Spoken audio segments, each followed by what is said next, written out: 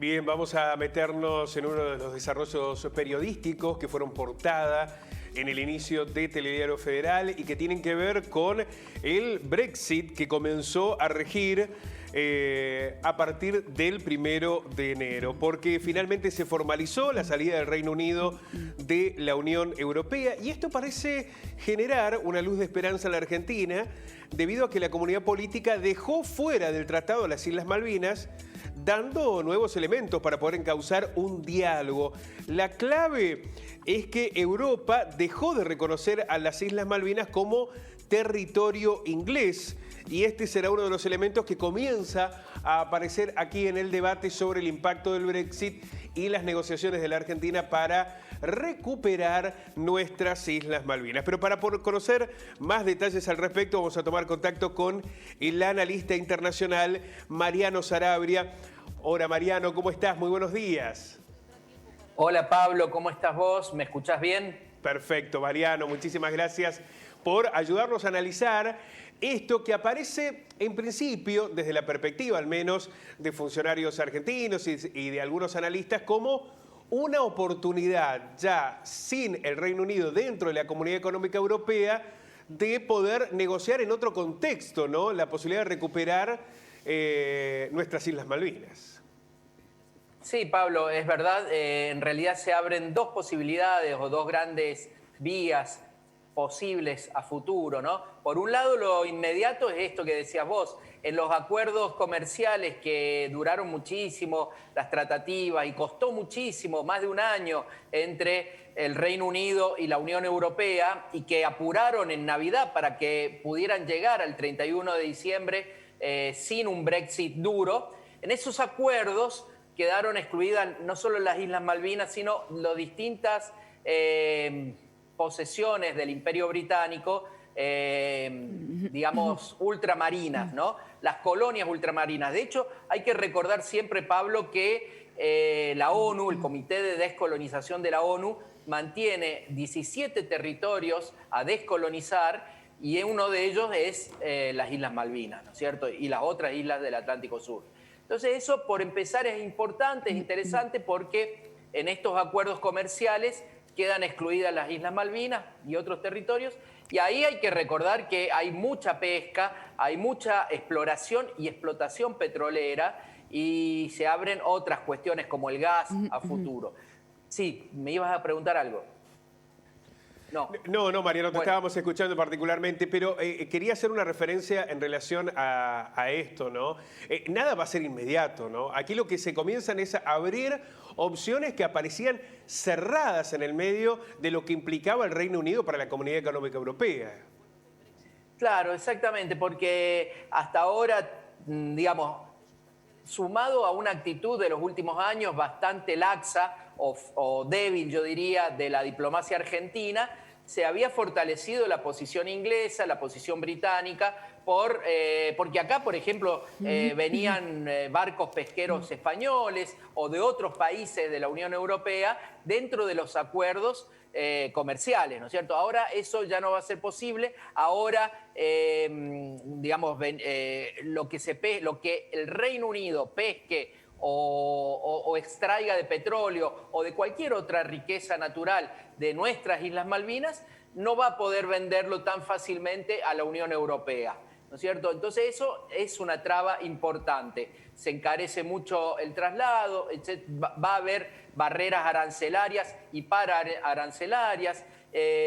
Bueno, y también de la misma manera la importación de productos que necesitan los isleños, los malvinenses, para su vida, ¿no es cierto? Entonces se le va a complicar. Por otro lado, tampoco va a ser tan fácil para nuestros vecinos, que en los últimos años se han portado bastante mal. Digamos, acá se conoce históricamente la relación que tuvo Chile con el Reino Unido en la guerra del 82, pero se ha dicho muy poco de que en los últimos años tanto Uruguay como Brasil habían favorecido los vuelos entre el continente y las Malvinas, y ahora ya no va a ser tan fácil para esos países vecinos colaborar con una potencia imperialista como el Reino Unido, porque ni siquiera tenés la excusa de decir, bueno, es la Unión Europea, ahora ya no es más la Unión Europea.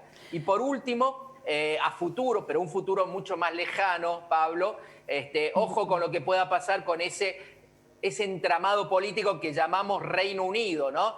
Vos sabés que el Reino Unido es Inglaterra, pero también es Gales, Escocia e Irlanda del Norte, y todas las posesiones ultramarinas. Bueno, ya dijo la primera ministra de Escocia el 1 de enero, o sea, hace pocos días, dijo: aguárdennos, Europa, porque en poco tiempo volvemos a estar en Europa. Ellos ya están planeando y quieren que sea en el 2021 un nuevo plebiscito para separarse, para romper el Reino Unido y separarse de los ingleses. Bien. Si eso pasa, también Irlanda del Norte podría seguir ese camino. Y ahí sí se desintegra esa potencia tan grande que se llama Reino Unido y se abre una puerta también para ver qué pasa con las Malvinas, ¿no? Claro, podría estar propiciando otros movimientos independentistas. Bueno, Mariano, buenos días. Por aquí te saluda Marino Ojeda. Me parece un dato que es no menor la cuestión de la dificultad económica que plantea para Inglaterra estas nuevas condiciones, este escenario. Pensemos en la abolición de la esclavitud y un trasfondo económico. ¿Cuántas veces se han resuelto estas cuestiones a partir de este factor, ¿no? Resuelto lo político a partir de lo económico. Consultarte si a esta altura, sumando esta instancia como una nueva posibilidad para Argentina, hay también un salto, una diferencia en la gestión de Daniel Filmus como secretario de Malvinas respecto de la gestión anterior. ¿Eso también significa un cambio de escenario o cómo lo percibís vos? Sí, Marina. Primero, muy bien la acotación tuya. Hay que recordar que los ingleses fueron los inventores de la revolución industrial y después del capitalismo productivo como lo conocemos, y que en el siglo XIX, como bien dijiste vos, cuando ya no les servía más la esclavitud, fueron hacia, quizás podríamos decir, otros tipos de esclavitud, ¿no es cierto?, modernas. El asalariado, el trabajador que tiene capacidad de consumir lo que el capitalista produce, ¿no es cierto? Eso puede llegar a pasar cuando no sea tan conveniente o tan negocio para Londres mantener estas posesiones ultramarinas. Hay que ver, no nos podemos adelantar, no podemos ser adivinos, pero algo así está pasando con Irlanda del Norte. Londres pone más plata en Irlanda del Norte de la que saca. Y para una potencia imperialista que se acostumbró históricamente a robar y a saquear otros pueblos, eso ya no es tan negocio como lo puede haber sido en otro momento. Y en cuanto a la segunda parte de tu comentario o pregunta, sí, coincido absolutamente.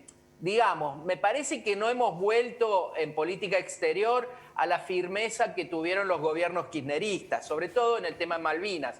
Digamos, Alberto Fernández no es igual y Felipe Solá no es igual a Bielsa o a Tayana o al propio Timerman. Pero sí es verdad que hay más firmeza en cuanto a Malvinas que la que tuvo el gobierno de Mauricio Macri.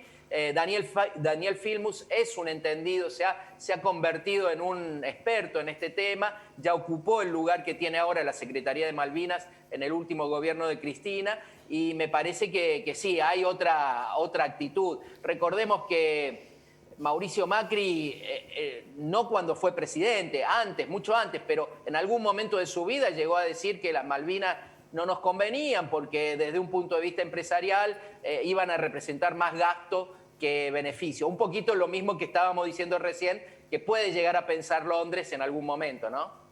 Mariano, también hay una tendencia a partir de lo que ha ocurrido con la pandemia, por la situación económica, lo que está sucediendo con algunos gobiernos de fuerte impronta nacionalistas, algunas casi fascistas, digamos, lo que sucede con Trump en los Estados Unidos, con Bolsonaro en Brasil, lo que está ocurriendo con el mismo Boris Johnson allí en el Reino Unido, de que se está dejando de pensar de manera esta idea de la globalización como una única mirada de la política o de la economía en el mundo, que ahora comienzan a emerger más intereses particulares, individuales, más nacionalistas, insisto con ese concepto, y que esto podría también debilitar la posición del Reino Unido, ya no solo en la Comunidad Económica Europea, sino en esta nueva faceta política del mundo.